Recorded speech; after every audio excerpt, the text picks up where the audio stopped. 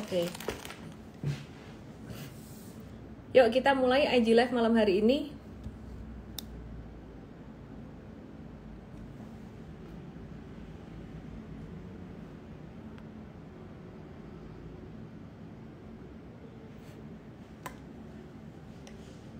IHSG-nya masih aja nguji resisten yang lumayan kuat di level 7000. Ini selain jadi round number, ini dia juga bekas nih di sini nih.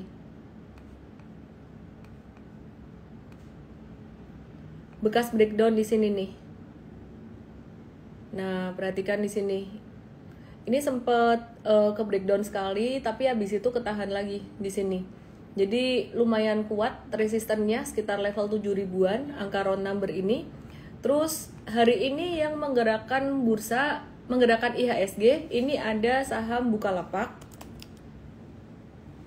Kameranya agak-agak gerak-gerak. Dilap dulu. Loh kok masih? Kita coba lihat saham Bukalapak ya, naik 1,72%. Masih sideways aja. Wait and see dulu, nggak usah masuk dulu. Terus kemudian ada TLKM. TLKM-nya ini sempat double bottom fail, terus ini mulai nguji lagi resisten yang sama di level 3830. Jadi perkiraan gimana nih TLKM dalam jangka pendek? Jangka pendeknya bisa naik dikit. Jangka menengahnya bisa sampai ke 3920 buat TLKM-nya. Terus kita lihat ada Medco. Sebentar, sabar. Kita lihat ada Medco di sini.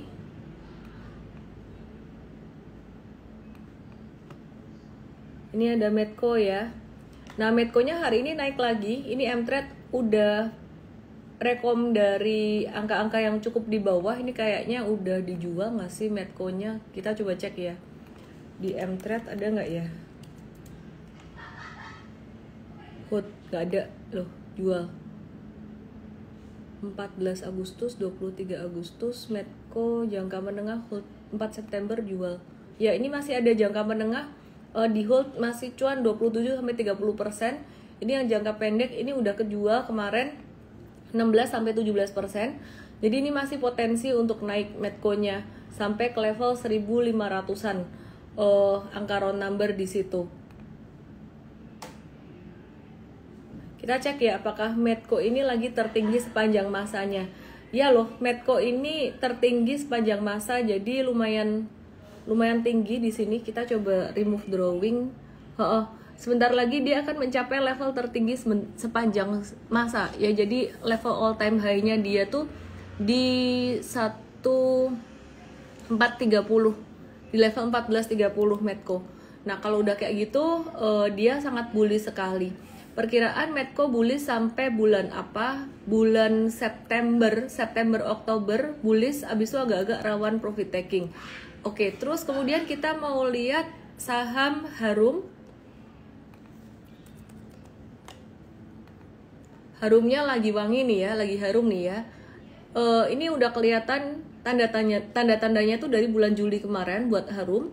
Nah, perhatikan di sini, ini Harum tuh dia bakalan bisa sampai ke 1800. Ya kan kayak gini. Turun terus bisa naik lagi. Gitu. Ya, jadi bisa begini nih untuk Harum. Nah, perhatikan nguji resisten 1800, jadi hold dulu yang punya, yang belum punya ya wait and see aja. Ini udah naik, M-Trade udah rekom dari 22 Agustus kemarin. Terus MBMA, apakah ada yang bisa menjelaskan AMMN? Kenapa? Ada apa dengan AMMN? Nanti kita bahas ya AMMN ya. MBMA-nya ini naik juga udah lumayan signifikan, dan M-Trade udah rekom sejak 28 Agustus kemarin. Kira-kira bakalan bisa jadi multi bagger nggak sih? Nggak ada yang tahu sih ya, bisa naik sampai sejauh apa. Kita nggak batasin, jadi biarin aja, the sky is the only limit. MBMA jangka menengah kita hold cuan 12-19%. Yang jangka pendeknya 31 Agustus kita udah jualan MBMA-nya. Nah ini perkiraan dia akan bisa turun dikit sideways, terus bisa naik lagi gitu. Jadi trennya masih naik. Terus NCKL-nya ini juga udah direkom M-Trade beberapa hari yang lalu, dan ini 3 hari berturut-turut naik dengan volume transaksi tinggi. NCKL-nya bisa kayak gini, turun dikit, terus dia bisa lanjut naik lagi gitu. Oke, nah ini NCKL. Terus tadi ada yang penasaran banget dengan AMMN. AMMN biarin aja ya, jadi nggak usah FOMO, nggak usah kepengen yang udah naik banget kayak gini, biarin aja. Ini tuh udah nggak rasional. Nggak rasionalnya dilihat dari mana? Dilihat dari ini, dari bulan Juli sampai September ini naik 200%. Sejak waktu itu IPO biarin aja dia naik 200%. Ini artinya orang-orang yang beli di bawah ini udah cuan banyak, dan kita nggak tahu siapa yang beli di bawah, apakah investor gede atau retail. Ya pastinya kalau bisa sampai naik setinggi ini bukan duit retail gitu. Kalau retail biasanya nggak kompak. Kalau retail kayak tahun pandemi kemarin 2021 itu lebih kebanyakan zigzag gerakannya. Ini udah kemungkinan besar tuh bisa dipastikan bahwa ini big money yang masuk gitu loh. Jadi masuknya big money juga nggak di atas gitu. Mereka juga nggak bodoh ya, mereka belinya pasti di bawah. Mereka udah punya di bawah bahkan sebelum IPO itu.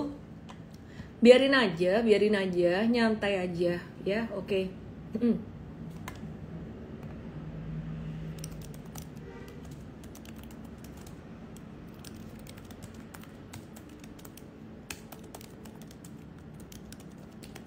Oke, terus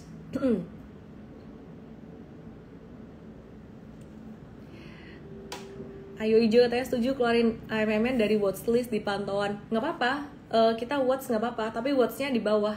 Nunggu dia jatuh dulu, nunggu dia sideways konsolidasi dulu, baru saya mau tuh masukin dia masuk jadi watchlist. Apakah sama kayak case Pani ya Miss AMMN ini, tanya Tommy di Riveto Aginata. Aginta. Sama nggak ya? Aku sih nggak melihat kayak kenapa mesti harus disama-samain. Intinya tuh saham naik yang penting ada fondasinya. Kalau Pani kelihatan ada fondasinya, ada sideways-nya gitu loh. Ya, jadi ada sideways-nya si Pani ini. Kalau AMMN ini benar-benar nggak ada sideways-nya, nggak ada fondasinya. Jadi biarin aja deh, oke? Terus kita ke Medco tadi udah bahas, terus energi.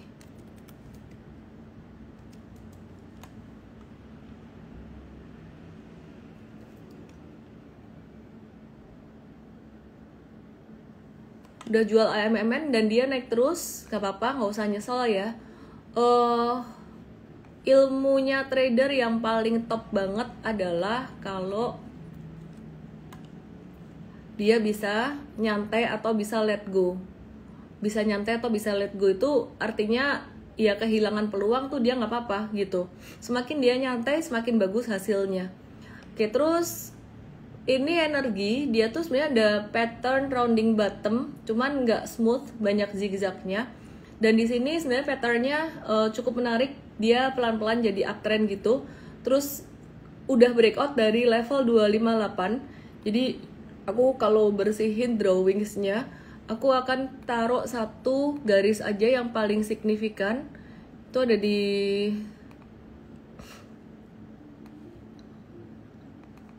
sini nih ya. Jadi paling signifikan aku akan taruh satu garis di sini dan juga ada di sini. Nah, ini energi kita juga ada, M-Trade punya untuk jangka menengah. Kita masih nge-hold dan melihat ini masih bisa lanjut naik. Oke, terus selain energi, aku akan bahas tadi MBMA, NCKL udah, dari nikelnya, Harum juga udah, ADMR. Kita mau bahas ADMR ya. ADMR kayaknya tadi udah deh, udah ya? Udah belum ya? Ya ini kayaknya udah tadi, udah belum sih? Pegas ngegas katanya, sebentar, sabar. Ini ADMR-nya dia udah breakout dari 1300 yang garis putus-putus ini dan masih potensi untuk lanjut naik. Jadi tinggal ngehold aja. M-Trade udah punya dari tanggal 3 Agustus, udah direkomendasi sejak 3 Agustus dan tinggal ngehold aja. Kalau mau cari yang baru mau gerak tuh ada di energi. Oke, terus kemudian aku akan move ke PTBA. PTBA ya, dari batu baranya PTBA hari ini naik lagi dan patternnya lumayan menarik. Aku ngelihat di portfolio aku PTBA setelah rugi 30% secara portofolio, tapi sebenarnya nggak rugi juga karena dapat dividen 28% waktu itu. Ini naik jadi minusnya tuh sisa 24%-an aja. Dan aku masih akan ngehold PTBA-nya buat nanti dapat dividen lagi. Kecuali dia naik terus di atas hargaku ini, ya udah nanti mungkin aku akan profit taking karena punya harga di atas. Kenapa nggak beli lagi di bawah? Lagi mikir-mikir sih mau beli lagi nggak ya, karena kayaknya punya PTBA banyak banget gitu, mau diversifikasi juga.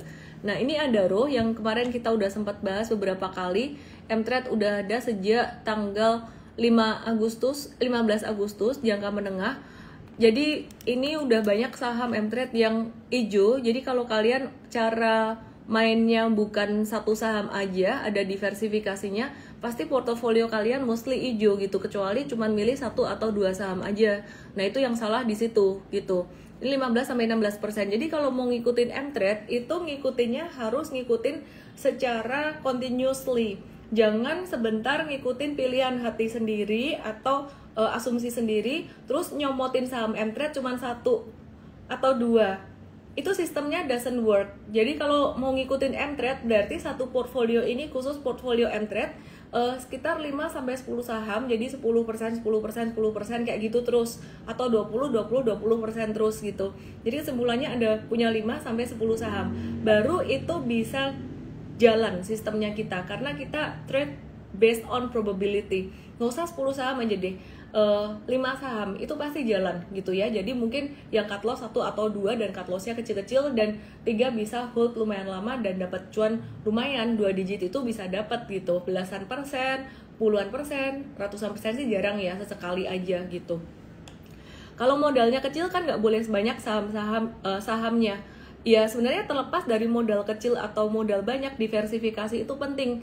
Kalau modal kecil ya paling banyak 5 saham, paling dikit 3 saham. Intinya kalau mau berhasil dalam trading itu sebenarnya kita based on probability, nggak bisa 1-2 saham aja. Kalau 1-2 saham itu namanya untung-untungan banget. Jadi kayak 50-50 banget atau 100% banget, antara kalau all in 100% benar, 100% salah gitu. Ya, so far jangka menengah yang menghasilkan, ya emang benar karena aku tradingnya jangka menengah dan M-Trade tuh nge-copy strategi trading aku. Makanya kamu jangan cuma ngopinya tuh 1-2 saham doang gitu. Itu saya menjawab untuk kalian yang punya problem, kenapa ya yang aku pilih pas yang rugi, kenapa yang untung pas nggak dipilih. Beberapa orang kayak gitu karena pilihnya 1-2 saham aja, padahal secara statistik kalau dilihat ini hijaunya, ini aku lihat dari saham yang terjual ya. Jadi ini ada merah, tapi kalau dilihat secara statistik ini hijau tuh lebih banyak daripada yang merah gitu. Ya, ini ya, jadi ada hijaunya lebih banyak daripada yang merah, dan jangka menengah cuannya lebih banyak daripada yang jangka pendek. Michael Asia katanya all in 1 lot, demam bukan all in, itu terlalu terdiversifikasi juga. Kalau misalkan terlalu banyak sahamnya, cuannya jadi kekecilan nanti. Oke, kita lanjutkan. Aku mau bahas pertanyaan apa lagi ya? Stres. Ada yang bilang gini, kemarin waktu ikut workshop Super Trader, dia bilang stres dengan portofolio saham yang sebelum-sebelumnya. Jadi sebelum belajar itu sahamnya banyak yang nyangkut, stres kayak gitu. Apa yang sebaiknya dilakukan? Ada yang cuma punya 4 saham, ada yang punya 10 saham, ada yang punya puluhan saham. Yang perlu dilakukan kalau kalian stres adalah tenang dulu. Tugasnya yang nomor 1, beresin dulu portfolio yang udah ada. Jangan terlalu banyak nambah saham lagi. Jadi kalau masuk M-Trade itu gunakan menu Q&A atau tanya saham yang sebelah kanan atas itu. Buat nanyain portofolio itu boleh gitu ya. Jadi saham-saham apa aja yang sebaiknya di keep dan dijual. Terus selain itu, bentar mikir dulu. Oh ya, intinya pokoknya beresin dulu saham-saham yang nyangkut, jangan nambah saham-saham baru. Kenapa kayak gitu? Ya beresin dulu yang lama, kecuali duitnya emang banyak banget, yang dulu-dulu itu nyangkut, nggak apa-apa ya udah biarin aja gitu ya. Oke, perpaduan saham yang oke buat portfolio itu materi di Mvest lumayan panjang dan aku udah bahas di workshop Super Trader juga kemarin. Kita lanjutkan dengan saham. Aku kepengen bahas poultry, udah lama banget nggak bahas poultry. Japfa ini lagi di area support, ada pattern double top gede. Jadi kalau trading super trader jangka menengah itu tetap harus diawasi atau dipantau. Jadi perhatikan di sini. Ini untuk jangka menengah atau super trader. Ini tuh semestinya udah keluar di sini nih. Di 21 Juli karena dia jatuh dengan volume transaksi yang cukup besar ya. Jadi di 21 Juli ini mestinya udah keluar. Nah, ini udah sideways kayak gini. Ini timing buat apa? Ini sebenarnya waktunya buat nge-watch lagi buat swing trading untuk Japfanya. Tapi pattern besarnya kayak ada double tops nih. Yang penting dia nggak breakdown dari 1220 dan kalau beli dekat 1220 di sini. Pakai support 1240 boleh juga, pas banget di 1240. Jadi selama ketahan ini boleh gitu. Terus kalau breakdown gimana? Sesimpel tinggal cut loss aja. Kok gitu? Iya, tinggal cut loss aja. Ini kan dekat banget dengan support di bawah 1240 ini gitu. Thank you Pak Effendi. Ya, ini lucu, ini ada yang bilang kayak gini. Bunda Hilsa 3 dia bilang gini, yang nyangkut dibuang biar ijo. Itu kayak saya dulu pas zaman masih banyak saham-saham saya yang nyangkut, mau ijoin portfolio saking gemesnya langsung tak buang semuanya jadi ijo. Yang merah-merah dibuang semua jadi ijo. Bagus nggak sih kayak gitu? Jangan sering-sering ya, jadi sekali dua kali bagus, tapi yang penting udah belajar. Kalau udah belajar nanti kita bisa memperbaiki portfolio kita. Jadi benar-benar hijau baik di saham yang kita lagi hold ataupun saham yang kita udah jual. Jadi sebenarnya teman-teman kalau mau ngelihat portfolio itu benar-benar bagus atau berhasil, itu perlu dilihat dua sisi. Jangan cuma saham yang lagi di hold doang. Jadi banyak yang melihat portfolio, mungkin dipamerin portfolio temennya, woi nih saham aku cuan, sahamnya masih di portfolio yang lagi di hold. Nah, ketika dia nge-hold saham, ternyata yang merah-merah dia buangin duluan. Sebaliknya, ada yang pamer saham dari saham yang udah dijual atau udah sold gitu. Tapi nggak dilihat sold sebelumnya atau saham yang ada di portofolio itu dia lagi merah atau enggak. Lain ceritanya kalau untuk investasi jangka panjang merah itu wajar. Bahkan merah sampai 20% untuk investasi jangka panjang masih wajar loh. Kenapa? Karena valuasi kalau murah itu belum tentu langsung naik, kadang masih bisa turun. Nah, intinya sih sebenarnya kalau mau lihat portofolio berhasil dari sold-nya dan juga dari hold-nya. Dan sebenarnya kalau portofolio kamu masih belum berhasil baik sold-nya maupun hold-nya, udah nggak apa-apa. Jadi nggak usah berkecil hati dan nggak usah merasa selain berkecil hati, jangan merasa kagum dengan orang yang pamer portfolio. Orang yang lagi pamer portfolionya itu sebenarnya dia lagi insecure karena dia butuh pembenaran, dia butuh pengakuan. Demikian pula orang-orang yang lagi flexing itu mereka butuh pengakuan atau butuh pembenaran gitu. Aku mau flexing dikit, flexing dikit dapat silver button aja seneng. Ada banyak teman-teman lain yang udah gold button. Jomailan, thank you, ikuti Mtrade jangka menengah, beli saham-saham yang direkomendasikan, sabar, hasilnya sip. Effendi butuh hiburan.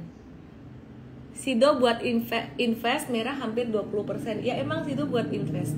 Sido saya merah sekitaran 9% kalau nggak salah. Sekarang lagi posisi merah juga. Nambah nggak? Aku udah cukup di Sido. Aku udah cukup, jadi aku nggak nambah. Aku lagi mau alokasiin duit aku buat trading, tapi tradingnya yang jangka menengah. Bukunya yang hijau Dira kok hilang, ini ada di sini nih. Tadi aku udah bahas di depan. Oke, aku mau bahas permintaan dari Jain Teristi Luseudang tentang saham PTPP dan Wika. Oke, PTPP dan Wika. PTPP dan Wika. Mari kita lihat di sini. PTPP hari ini breakout sedikit dari level 610 tapi volumenya cukup besar, bisa naik sampai 685. Terus Wika gimana kabarnya? Wika Wijaya Karya. Wika ini hari ini dia juga menunjukkan tanda potensial untuk melanjutkan tren naiknya dalam jangka pendek sampai 450 sampai 466. Terus kemudian MIDI.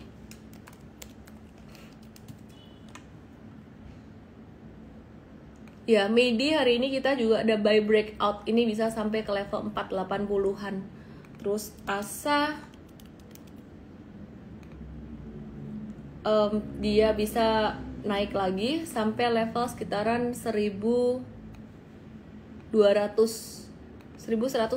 bisa deh.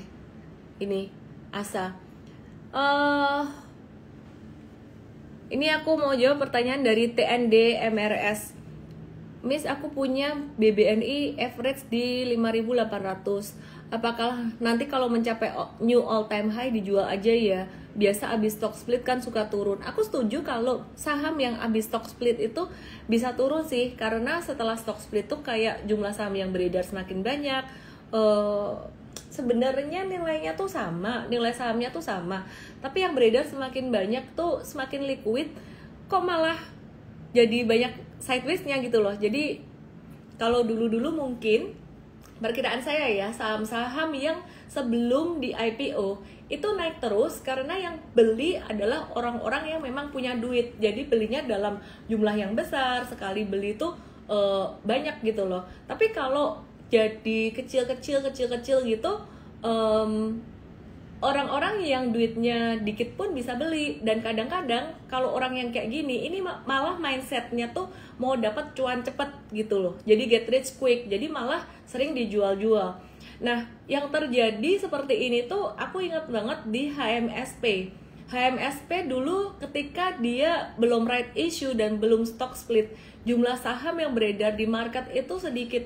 Dan dulu HMSP termasuk saham yang aku sering tradingin dan ngehold lumayan lama. Tapi setelah HMSP ini dia dipaksa oleh bursa untuk dia menerbitkan saham lagi, right issue lagi, karena memang jumlahnya sangat sedikit sekali gitu, biar lebih liquid. Nah, ketika dia udah menerbitkan saham baru dan dia stock split semakin liquid, malah jadi sideways banget. Bisa dilihat di chart tuh. Oke, aku kasih lihat ya.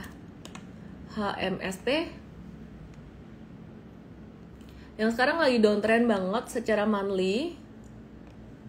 Ini sebenarnya kalau mau spekulatif investing buat jangka panjang, ini lagi sangat murah-murahnya banget, sangat murah banget. Ini monthly chart HMSP, dia turun dari tahun 2019. Murah banget di sini. Oke, sekarang kita lihat.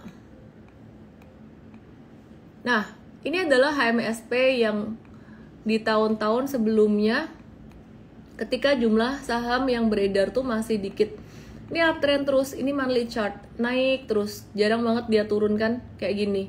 Nah, terus kemudian setelah dia menerbitkan saham baru dan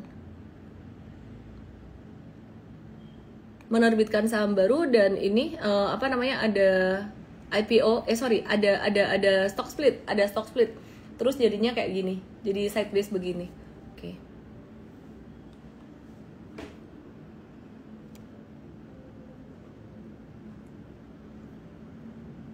Ini yang hold AMMN, galau bimbang mau hold atau take profit. Disinilah perbedaan mental dan pengalaman seorang trader. Jika pernah mengalami kejayaan Antam, Inaf, KF 2021 ngegas terus seperti AMMN sekarang. Transaksi hariannya jumbo pula, terus sekali Tesla nggak jadi masuk langsung longsor. Intinya sih sebenarnya kalian punya modal di atas apa di bawah gitu aja. Kalau modalnya di bawah ya mau naik terus ya nggak apa-apa, mau dia dibanting nggak apa-apa. Yang sial kan yang beli di atas. Makanya aku saranin sih udah jangan beli, jangan FOMO lah di atas AMMN. Terus kemarin ada yang nanya PGEO, ada yang nanya gini, terus ditanya lagi kenapa turun. Ini PGEO kemarin sempat naik tinggi, ya ada naik ada turun lah, biasa-biasa aja. Oke. Ya ini perhatikan di sini ya. Ini 740 sampai 1420 di sini. Ini naiknya kan lumayan cepat juga. 90% dalam waktu 2 bulan. Dia mau turun kayak gini ya, perkiraan masih bisa sampai 1160 1085 PGEO. Oke, Cepin aku udah bahas.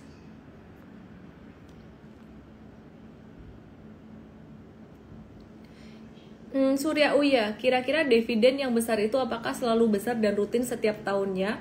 Apakah nanti akan ada perubahan penurunan? Apa yang mempengaruhinya? Contohnya PTBA misalnya. Simpel banget, dividen kan pembagian laba perusahaan. Nah, biasanya emiten yang rajin bagi dividen adalah emiten BUMN, dan kebetulan PTBA adalah BUMN gitu, badan usaha milik negara. Terus apa yang membuat PTBA bagi dividen sangat besar kemarin selain karena dia BUMN? Ya karena labanya naik banyak di tahun 2022 kemarin. Sektor batubara kan lagi moncer, lagi seksi banget gitu. Harga batubara lagi naik tinggi karena perang Rusia Ukraina. Nah, gimana dengan tahun 2023 dan 2024 nanti? Pembagian dividen di tahun 2024 itu tidak akan sebesar tahun 2023 karena labanya juga tidak sebesar tahun lalu. Tapi setidaknya sepertiganya bisa dapatlah. Kalau kemarin dividen yieldnya 28%, tahun depan kemungkinan dividen yield itu sekitaran sepertiga dari itu, ya sekitar 7-9% masih bisa gitu. Ada yang bilang suami aku nyangkut di MTEK 40%, sarannya gimana? Sarannya cuma satu, belajar dulu, jangan nambah beli-beli lagi kalau misalkan nyangkut, apalagi mau average down. Average down itu kalau salah average downnya, pas sahamnya ternyata makin turun, ya berarti rugi, average rugi gitu. AMMN udah aku bahas. Kita lanjut di morning briefing besok untuk bahas watchlist. Thank you semuanya. Salam profit.